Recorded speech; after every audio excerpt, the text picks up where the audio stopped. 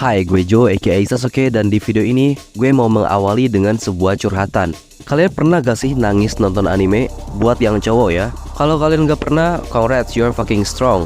Gue pernah pas SMP. Anime pertama yang bikin gue nangis itu Classroom Assassination, adegan dimana si Koro Sensei meninggal. I cry like a bitch di adegan itu, sumpah. Dan anime kedua yang bikin gue nangis adalah Anohana. Di adegan, ya kalian tau lah adegan mana yang membuat semua orang menangis adegan itu.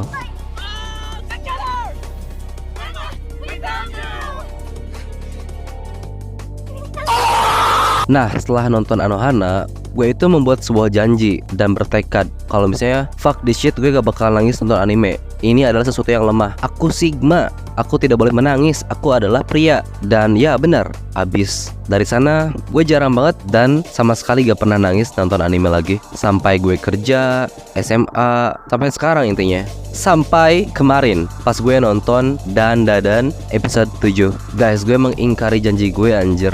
Dandadan episode 7 got me fucked up. Gue kan nonton sambil tiduran, jadi ya air mata gue kemana-mana, ingus gue kemana-mana, iler gue kemana-mana. Jelek banget lah pokoknya. Kalau kalian belum nonton Dandadan episode 7, please tonton, itu anime yang sangat bagus. Salah satu episode terbaik di Dandadan. Terus gue menemukan hal yang menarik di Instagram. Ada seorang VTuber namanya Nonihiro yang tiba-tiba klarifikasi. Jadi basically dia klarifikasi akan sifatnya yang sangat negatif katanya, yang suka minta-minta uang, donasi, terus bahasanya yang lumayan toksik. Kayak ini teksnya. Oke, ini sebenarnya udah lama banget sebenarnya mau aku bahas tentang ketidaknyamanan kalian di stream lama Noni. Oke, Noni klarifikasi sekarang. Noni meminta maaf atas live sebelumnya dan live Noni yang lama. Noni minta maaf, Noni ngerasa terlalu minta sama kalian. Semua jujur, pas aku menonton stream aku yang lama, aku banyak lihat kritikan kalian dan lain-lain. Oke, Noni meminta maaf yang sebesar-besarnya atas ketidaksopannya di stream lama Noni. Dan aku baru sadar sebetapa jijiknya aku seperti itu. Dan omongan-omonganku yang kotor, gak sopan, bikin kalian tersinggung. Noni tidak bermaksud, jujur Noni merasa malu terhadap diriku. Noni minta maaf ya. Terus ini teks selanjutnya bisa kalian baca sendiri. Ada beberapa viewer nyuruh dia graduate. What the fuck? Terus kita swipe lagi. Ini ada beberapa video yang dia klarifikasi. Semua videonya ada satu hal yang sama, satu kesamaan, yaitu minta duit uang. Ya, dari judulnya ini kayak minta duit banget. Tapi pas kalian lihat video itu sebenarnya biasa aja anjir. Dia kayak stream VTuber pada umumnya. Dan kalau toksiknya pun toksik yang biasa aja, gak aneh-aneh. Kenapa gue bilang kayak gitu? Karena gue kepo, gue lihat semua videonya, semua live-nya, apalagi live-live yang dia cantumin di klarifikasi itu. Dan gue cari apa yang salah di live itu. Dan gue gak nemuin apa hal yang menjadi dia harus bikin klarifikasi kayak gini. Ada satu klip dimana dia minta duit, tapi dia minta duitnya kayak bercanda doang. Ini klipnya. Serahkan duit kalian atau biji kalian hilang. Serahkan berapa? Serahkan 100.000-mu ke aku. Itu lebih ke golok gak sih? Pisau anjing, golok matamu. Dan hal-hal kayak gini kalau lo lihat banyak VTuber indie yang lain, ini tuh bukan sesuatu yang aneh, sesuatu yang negatif banget, nggak gitu. Jadi sebenarnya dari gue sih, kita harus bisa bedain komentar-komentar orang bocil yang cuman FOMO doang, datang viewers baru langsung hating, langsung jadi hater, sama viewers yang bener-bener viewers lo. Kita harus bisa bedain dan harus filter. Kita harus bisa cuek ke beberapa komentar yang kayak gitu, komentar yang bikin dia klarifikasi at the first place. Jadi untuk Noni tetap semangat, semoga jadi lebih baik lagi. Dan beberapa hari ke belakang gue lihat postingan di Facebook, ada sedikit perselisihan antara VTuber dan seorang artis, dimana mereka ngomongin tentang biaya commission. Postingan ini dibuat oleh si My Six Stars. Dia bilang selain ada drama Kobo, ternyata ada drama yang menyelimuti talent aka virtual, yaitu Kairula Aki. Terus dia ngasih konteks dan kronologinya, kalian baca sendiri. Terus dia nge-screenshot yapingannya si Kae di Twitter ya. Dia bilang kayak gini, aduh aku mau yaping guys, abaikan aja. Well, that's a fucking lie. Gue translate teks itu, guys aku ingin berbicara yang penting, jadi dengarkan aku. Nah itu translatannya. 3 years of VTubing, I wish more artists would understand that cover songs don't really bring any benefit. Banyak artis yang kalau di komis VTuber buat cover song nge-charge 2 kali atau 3 kali.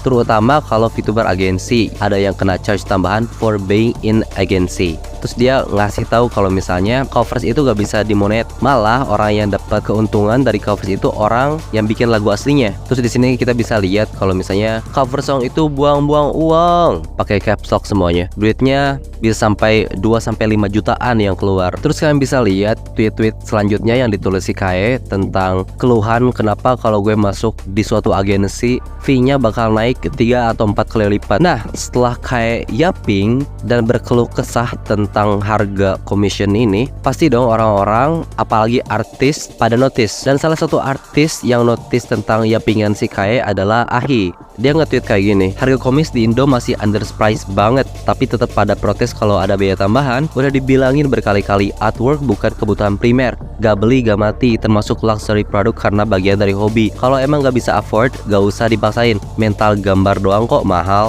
Terus dia bilang, kalau kalian komis buat diposting ke platform apapun yang menghasilkan uang, wajar dikenain commercial fee. Mau itu video dolar kuning atau enggak, bukan tanggung jawab artis, itu pilihan kalian. Sekalipun VTuber gak ada pengecualian, model aset kalian itu bagian dari branding. Bener, jadi ada beberapa hal di sini yang harus dikoreksi. Jadi lagu covers, meskipun lagu covers itu gak menghasilkan uang, tapi itu bisa naikin branding lu as a VTuber. Misalnya lu ngecover lagu King Kanaria, dan views dari coveran itu sampai 10 juta. Yes, lu gak dapet cuang atau money atau cecing di video itu, tapi banyak orang yang tahu lu, branding lu semakin bagus. Dan itu alasannya kenapa ada biaya tambahan, karena masuknya sama-sama komersial. Dan di tweet selanjutnya si Ahi ngasih hint ke viewers Twitternya kalau misalnya dia itu lagi nyenggol VTuber yang bahas tentang harga komis. Dan gara-gara itu terjadilah banter antara Kae dan Ahi. Di banter itu si Kae ngerasa dipojokin, ngerasa diserang.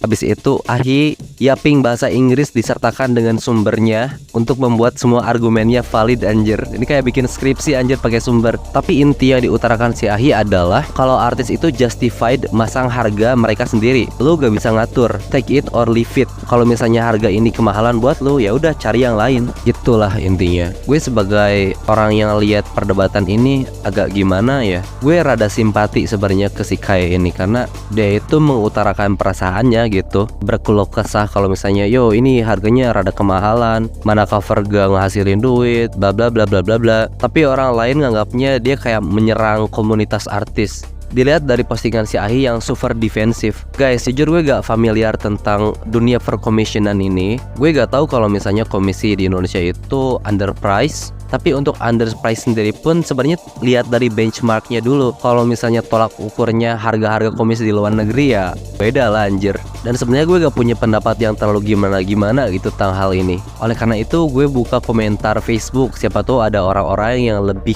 mengerti akan hal ini gitu. Dan pas gue baca komentar-komentar Facebook, gue gak pernah merasa jadi orang tidak berbakat di dunia. Gue lihat di komentar-komentarnya itu mereka pasti ngomong kayak gini, ini pendapatku sebagai artis ya, atau pendapat gue sebagai artis. Gila, ternyata banyak banget yang bisa gambar anime di komunitas ini. Sebagai orang yang gak bisa gambar, gue merasa jadi minoritas di sini. Ada satu komentar yang gue sangat setuju banget dengan pola pikirnya, dan kebetulan dia artis juga. Dan komentar ini kayak ngetais semua perdebatan di discourse ini.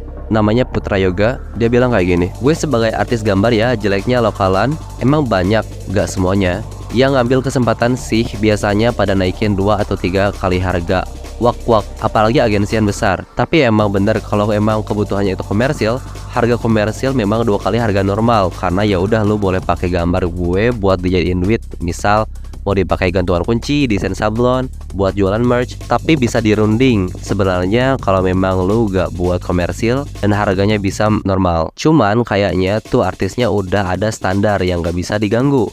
Karena kalau seenaknya turunin harga pakai alasan-alasan subjektif juga namanya gak konsisten. Bisa-bisa ngaruh ke harga dia setelahnya nanti. Padahal sesimpel kalau gak ada deal harganya cari artis lain. Cuman curiga gue ya, tuh artisnya langganan project-project agensinya atau temennya agensi sendiri. Ketika ada talent yang mau tanya, kalau komis di sini di mana ya? Diserahinnya ke langganannya, yaitu bisa masang harga 2-3 kali karena alasan sudah selevel agensi. Kalau mau ganti biasanya dijolidin di internalnya. Ketika ada talent pakai jasa artis yang biasanya langganan atau kenalan yang punya agensi, langsung dimarahin atau ditegur, wak-wak. Ya, gue setuju sama Putra guys. Tapi kalau kita zoom out perdebatan antara Kae dan Ahi, ini sebenarnya sesuatu yang sangat simple anjir. Si Kae cuman ngeluh dan yaping doang. Somehow artis pada butthurt. Menurut gue harusnya kasih tahu aja sih. Kayak poin-poin yang si Kae salah itu kasih tahu aja. Jangan kayak langsung defensif, merasa terserang. Bye guys.